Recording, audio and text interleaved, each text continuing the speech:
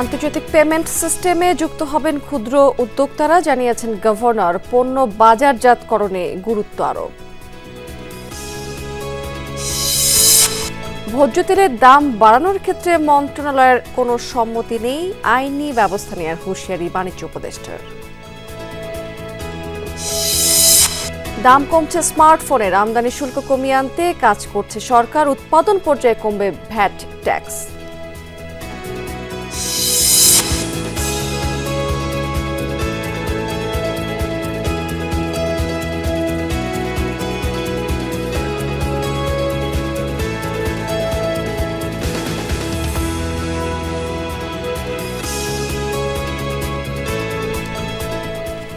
আমন্ত্রণ বিজনেস স্টোরিতে এতক্ষণ শিরোনাম দেখছিলেন, এবার চলে যাচ্ছি পুরো খবর এবং পুরো সময় জুড়ে আপনাদের সাথে থাকবো আমি রাবিয়া স্মৃতি।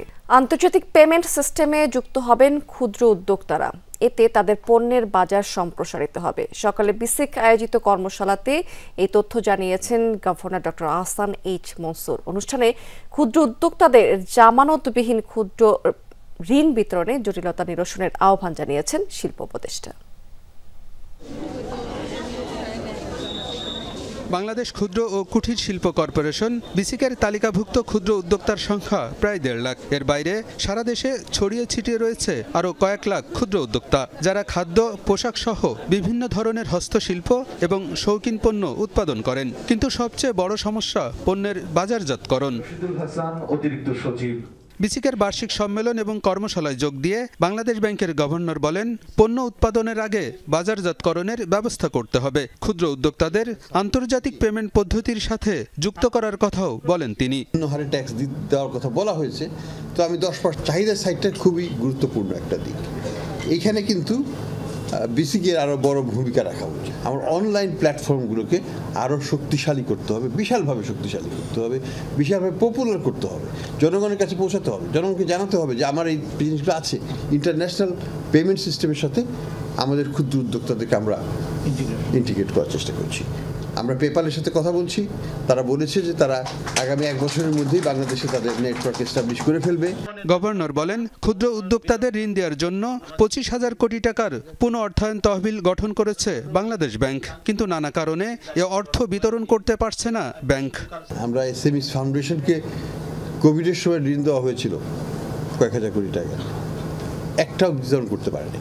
যে সরাসরি আপনারা কি ঋণ ম্যানেজ করতে পারবেন কি না, সেই সক্ষমতাটা আপনাদের থাকতে হবে। না থাকলে দায়িত্ব নেবেন না।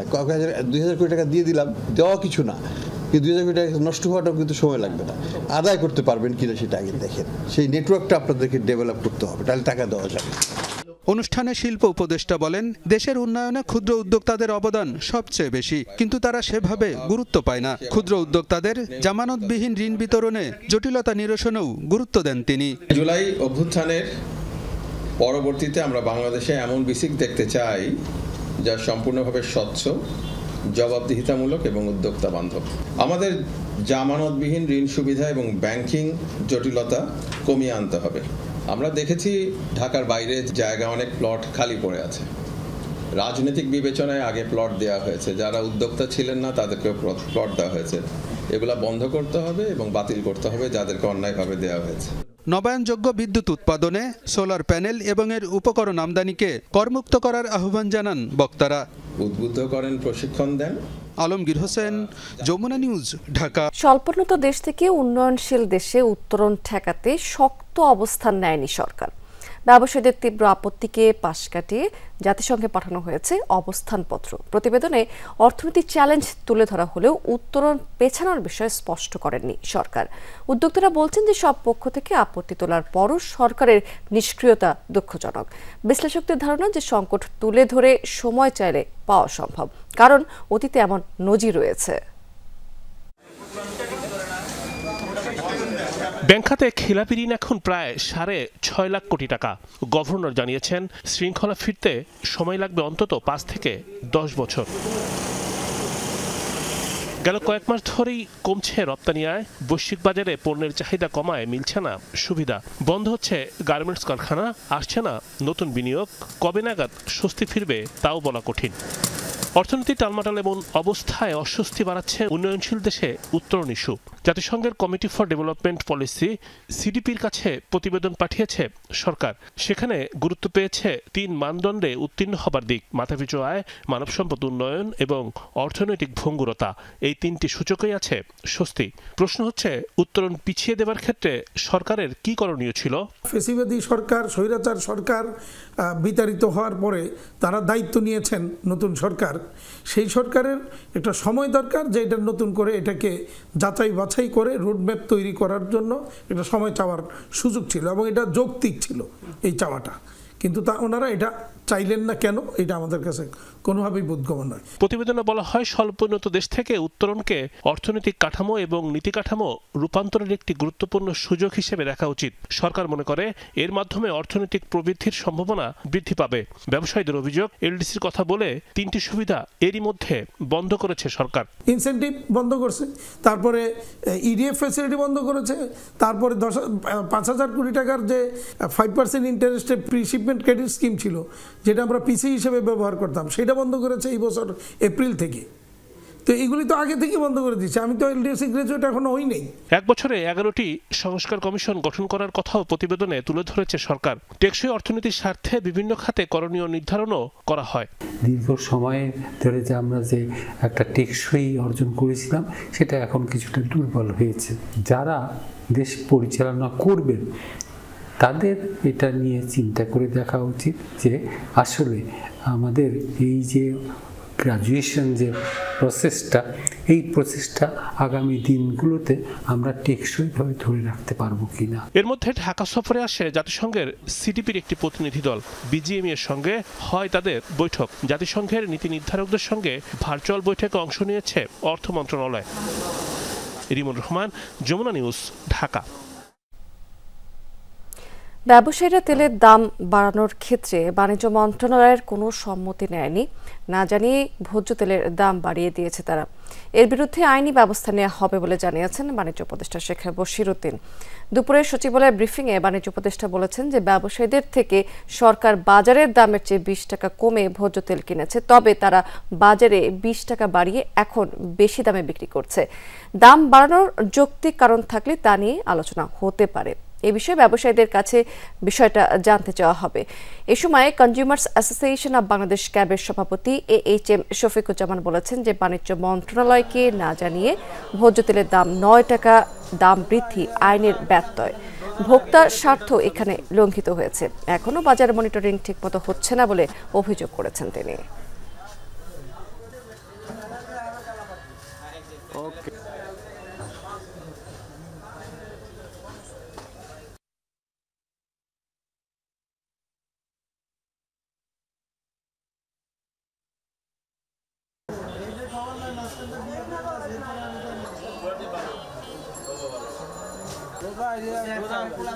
রোজার আগে ওদের তেলটা সব একটু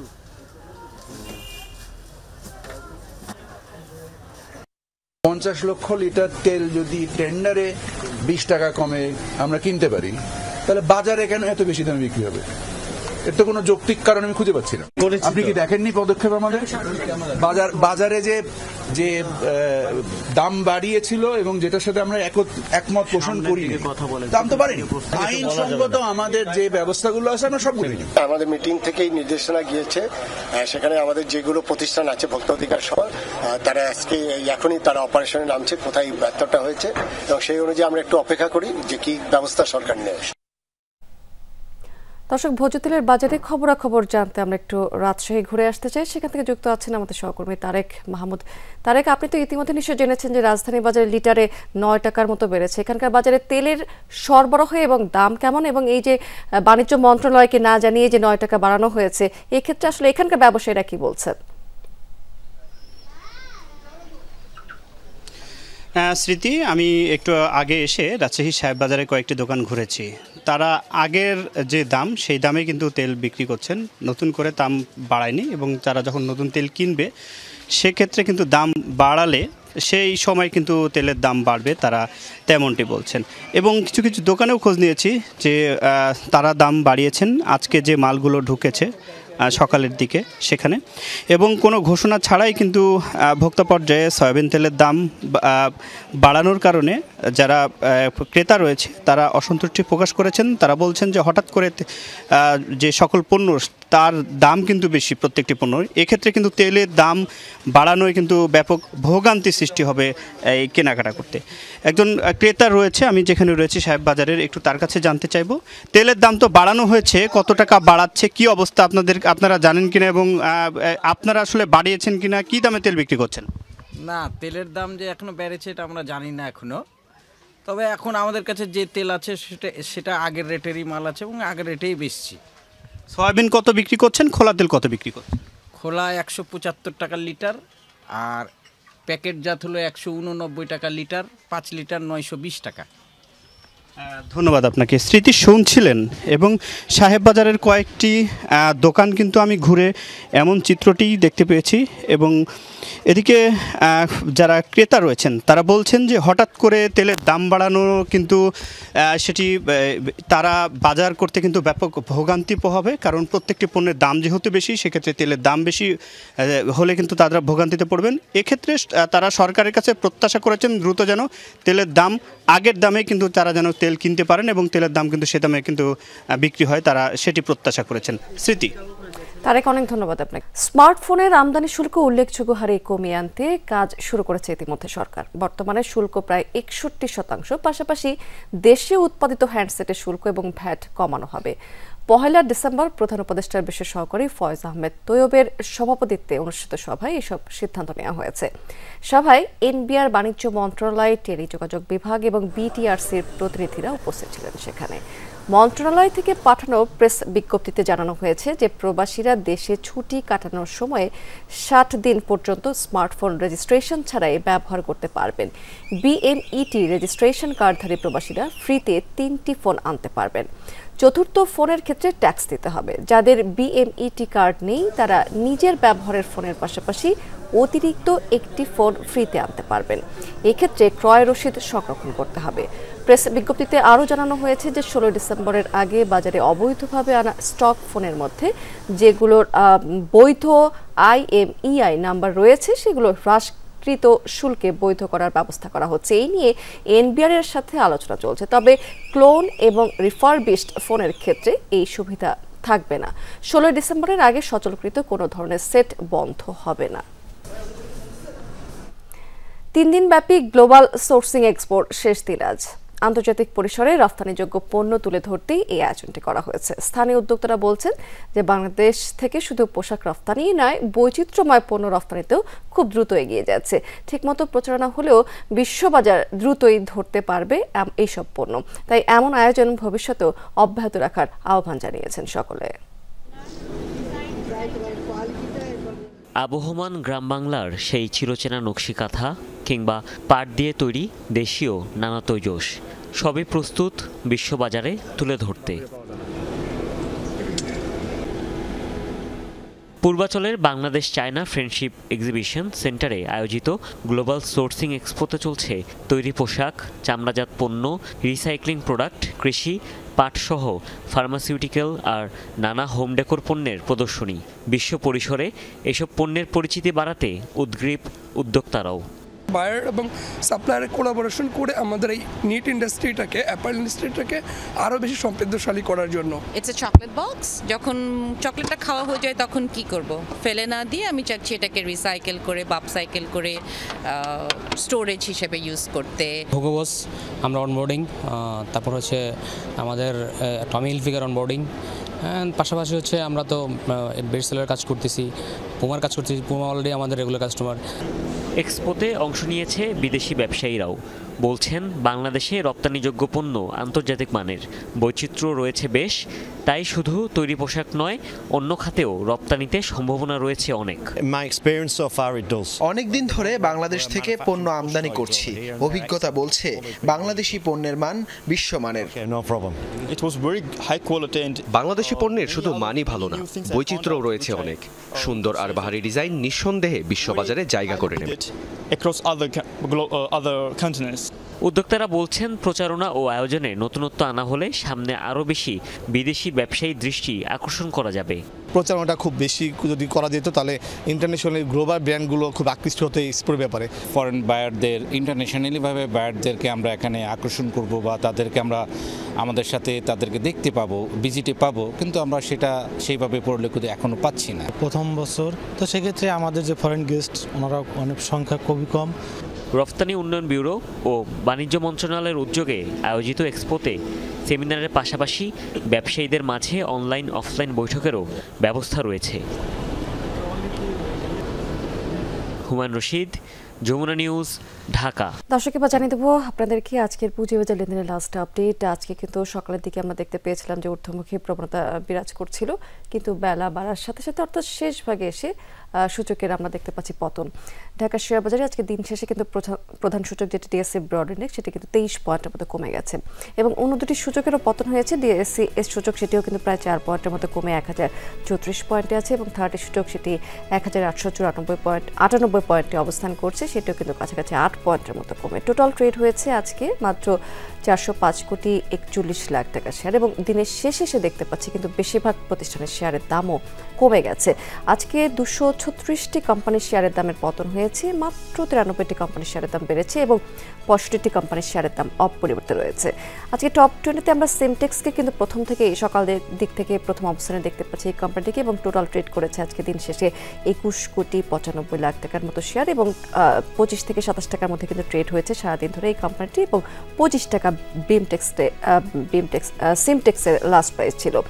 খান ব্রাদার্স পিপি ওভেন এটি দ্বিতীয় অবস্থানে উঠে এসেছে আজকে দিন শেষে এবং 15,92,00,000 টাকার মতো শেয়ার টোটাল ট্রেড করেছে। লাভেলও তৃতীয় অবস্থানে রয়েছে এবং এই কোম্পানি কিন্তু ট্রেড হচ্ছে 71 থেকে 75 টাকার মধ্যে, 73 টাকা 10 পয়সা এই কোম্পানির লাস্ট প্রাইস ছিল এবং 10,30,00,000 টাকার মতো শেয়ার টোটাল ট্রেড করেছে লাভেলও। চট্টগ্রাম শেয়ার বাজারে কি অবস্থা, সেখানে যদিও আমরা ঊর্ধ্বমুখী প্রবণতা সকাল থেকেই দেখতে পাচ্ছি এখানে এবং আজকে দিন শেষে সার্বিক সূচক যেটি সিএসপি সেটি 10 পয়েন্টের মতো বেড়েছে টোটাল এবং 13,861 পয়েন্টে এই সূচকটি অবস্থান করছে। টোটাল ট্রেড হয়েছে আজকে সিএসসিতে 13 কোটি টাকার মতো এবং টোটাল ট্রেড হয়ে গেছে 181টি প্রতিষ্ঠানে, এর মধ্যে 73টি প্রতিষ্ঠানের শেয়ারের দাম বেড়েছে, 79টি কমেছে এবং 29টি কোম্পানির শেয়ারের দাম অপরিবর্তিত রয়েছে। 5 বছর মেয়াদী নতুন ট্রেজারি বন্ডের লেনদেন শুরু হয়েছে পুঁজিবাজারে। বাংলাদেশ ব্যাংকের ইস্যু করা নতুন এই বন্ডের মাধ্যমে সরকার 5,000 কোটি টাকা সংগ্রহ করেছে। নতুন এই বন্ডের প্রতি ইউনিটের লেনদেন শুরুর মূল্য নির্ধারণ করা হয়েছে 101 টাকা 13 পয়সা আর অভিহিত মূল্য 100 টাকা। প্রতি লটে 1000 পিস ইউনিট রয়েছে। বাংলাদেশ ব্যাংক 50 কোটি ইউনিট ইস্যু করে এই বন্ডের মাধ্যমে 5,000 কোটি টাকা উত্তোলন করেছে। গত 24শে নভেম্বর 10 বছর মেয়াদী একটি বন্ডের লেনদেন শুরু হয় পুঁজিবাজারে। ওই বন্ডটি ইস্যু করে সরকার প্রায় 2,500 কোটি টাকা সংগ্রহ করেছিল। এর আগে 10 নভেম্বর 2 বছর মেয়াদী আরও একটি ট্রেজারি বন্ডের লেনদেন শুরু হয়। বাংলাদেশ ব্যাংক ওই বন্ড ইস্যুর মাধ্যমে সেখানে প্রায় 4,000 কোটি টাকা সংগ্রহ করেছে। এতক্ষণ সঙ্গে থাকার জন্য ধন্যবাদ আপনাদের সবাইকে।